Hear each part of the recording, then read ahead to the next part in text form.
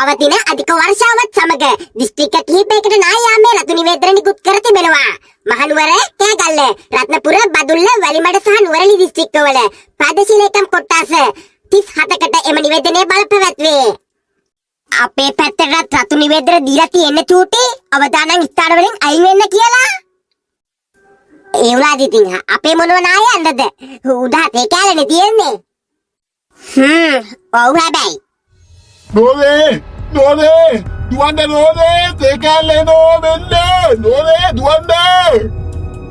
ඈ චූටි තාත්තා නේද කෑ ගහන්නේ? ඔව් තාත්තා තමයි. නෝනේ දුවලා බේරෙන්න මෙන්න තේකැලේ එනවා අපේ. මොකක් හරි ජින්ජි බිරිසක් තමයි යන්නේ. දුවමු ඉක්මන් කළා. අපේ ගන්නේ දුවමු බේර ගන්න.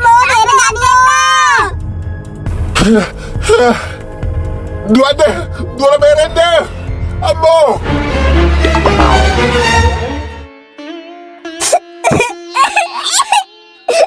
අපේ දෙයියා මුදුරුවනේ. මොකද්ද මේ වුණ විනාශය? අපේ ගේ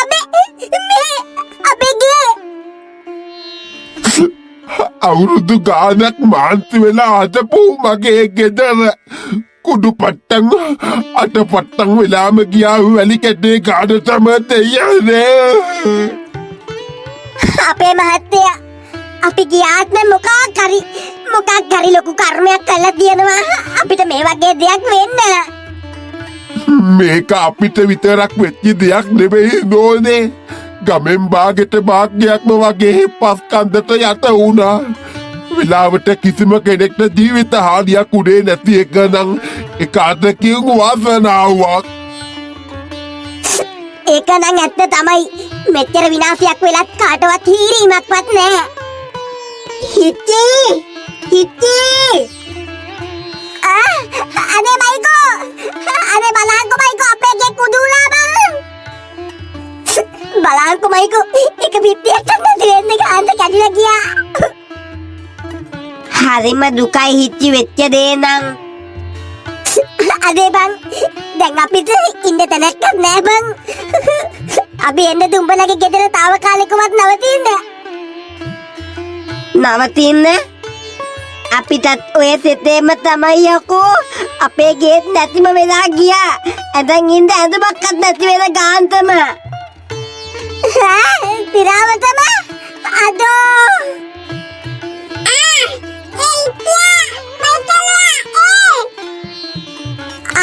තදි බදයා අන්න උන්ගේ ගෙදරවත් නවතින්න බලමු බං අපි.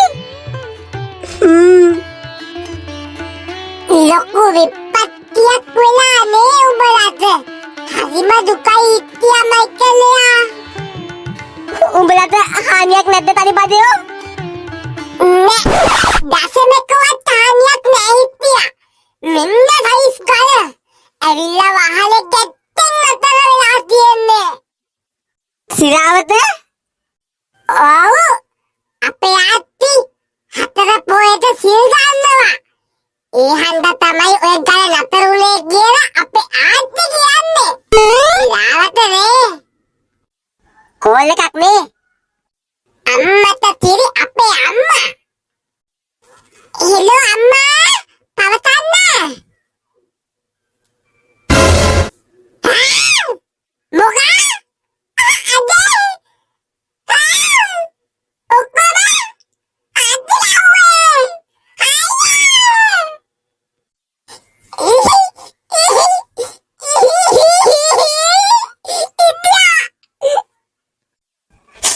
මොකෝ බං කෙකල ගන්න එක පාරටම දසමට නැවතිච්ච ගල දසම කඩාගෙන දෙකපත බාලා ආත්තිවයි ගේ දෙකම අත කරගෙන ගිලා බහලා ලුබ්බම් පොළවේ අතට. අයියෝ ආත්තිගේ බිම්බලේ වැඩ කළා නෑ වගේ බං අතර පොයට සිල් ගත්තා. මං යනවා බං ගෙදර.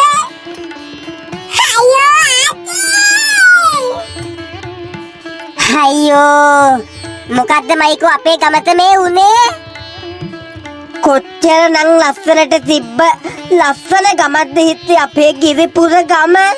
දැන් තනිකර අපායක් වෙලා දකිද්දිත් මාර වේදනයි බං. මොනවා කරන්නද කොහේ යන්නද මොන මගුලක් හිතා ගන්න බෑ බං. දැන් කොහෙද අපි ඉන්නේ? අපි කට්ටිය මුළු ගමෙන් භාගයක්ම අනාථ වුණා. අනේ මන්දා හිච්චි.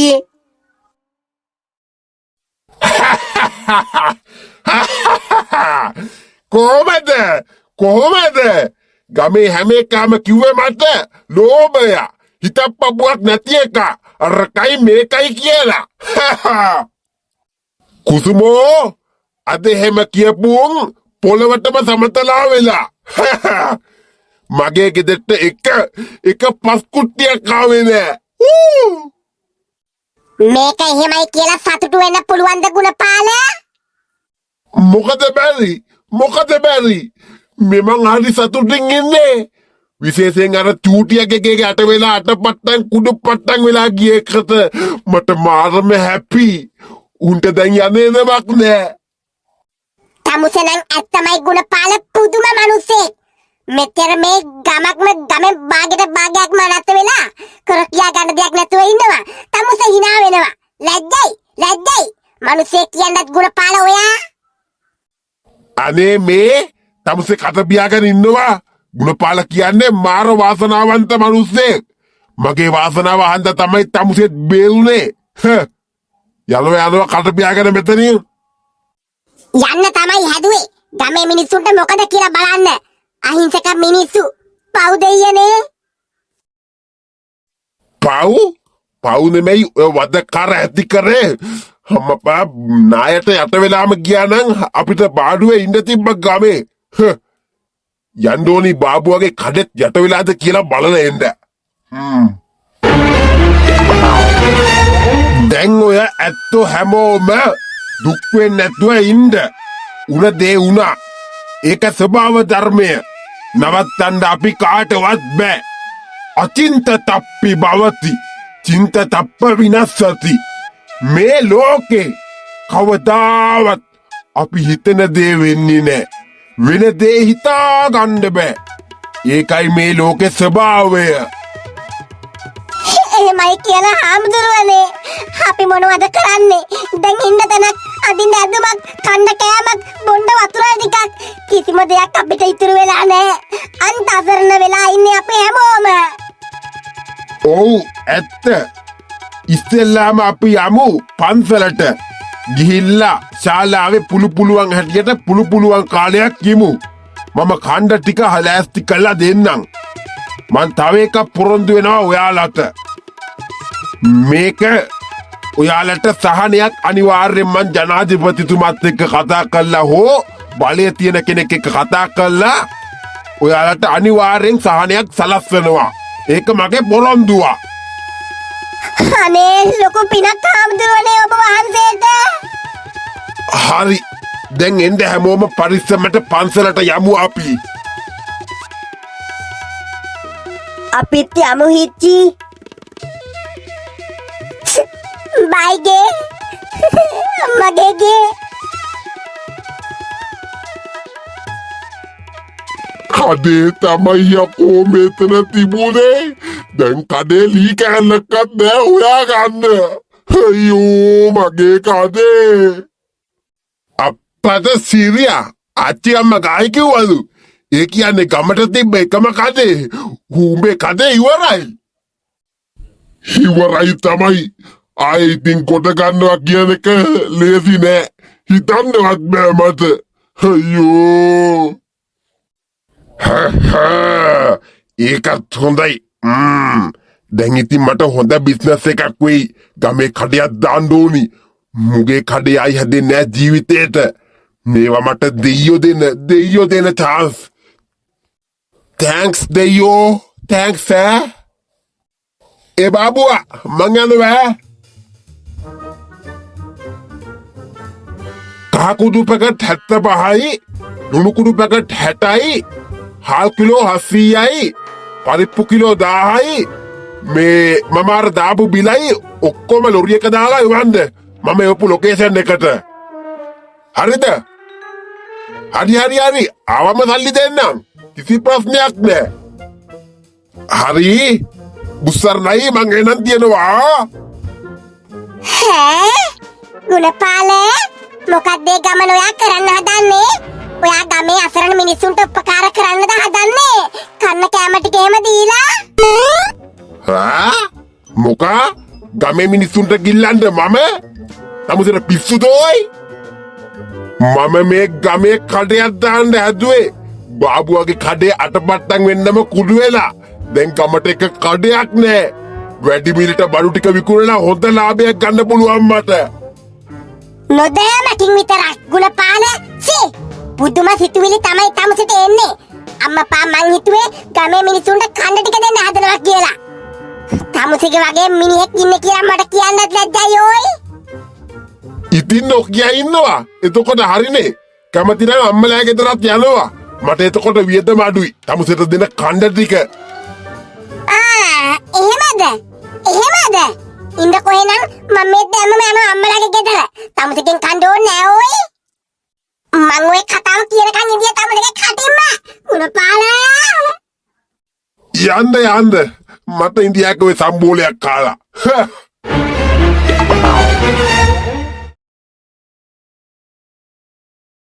හරි කට්ටියම ඇහුම්කන් දෙන්න. අපේ මේ ගිරිපුර ගමට වෙච්ච ශෝකජනක කරදරය නිසා මේ වෙනකොට අපේ ගමේ භාගිත භාගයක්ම ගොඩාක් අසරණ වෙලා ඉන්නේ.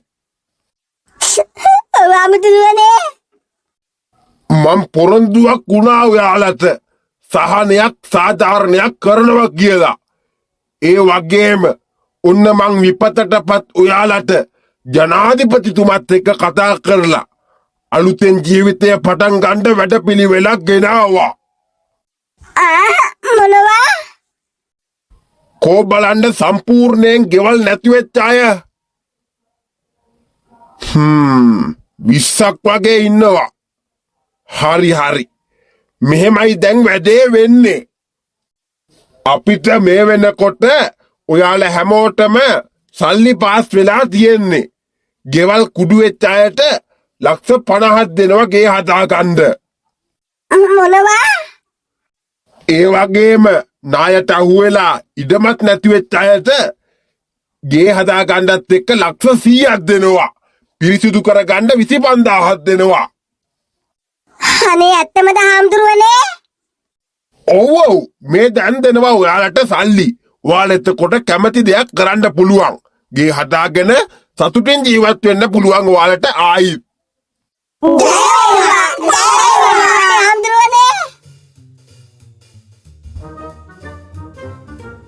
මොනවා කියන්නේ? කියන්න දෙයක් නෑ. අන්න පන්සලේදී හැමෝටම සල්ලි දීලා ඉවරයි. ලක්ෂ 100 ලක්ෂ 50 ගානේ හාමුදුරුවෝ. මොකා? යකෝ ලක්ෂ 100ක්? මලත් දිලව්වේ. යකෝ මගේ ගෙයිදමයි දෙකම වටින්නේ ලක්ෂ 45යිනේ. බලන් ගියාම මේ වෙච්ච වැඩේ ගමේ මිනිස්සුන්ට ස්විප් එකක් ඇතුණා වගේ වැඩක් උනේ. අබලන් වගේ තිබිච්ච ගෙවල් තට්ටු දෙකට ගහන්න පුළුවන් දැන්. බලන්නකො නේද? යකෝ මගේ ගේ තාපදාවට ලක්ුණා නම් හරිනේ. නෑ මගේ ගේත් නාය ගියා. හිටපන්කො මං වැඩ කරන්න.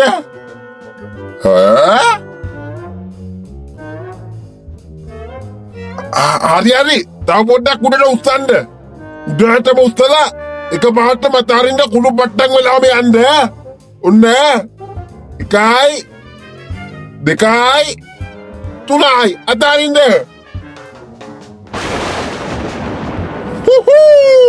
ගේ කුඩු වුණා. ජය වේවා. ගේ කුඩු පට්ටම් වෙලාම ගියා.